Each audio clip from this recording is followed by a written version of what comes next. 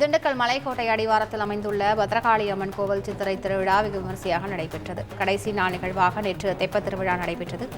கோட்டை குளத்தில் அலங்கரிக்கப்பட்ட தெப்பத்தில் பத்ரகாளி அம்மன் எழுந்தருளி பக்தர்களுக்கு அருள் பாலித்தார். இதில் ஏராளமானோர் கலந்து கொண்டு சுவாமி தரிசனம் செய்தனர்.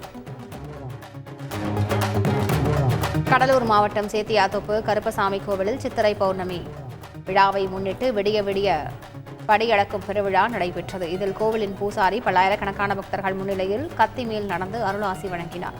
பின்னர் சில்லறை காசுகளை நீண்ட வரிசையில் காத்திருந்த பக்தர்களுக்கு அள்ளி அள்ளி வழங்கினார்.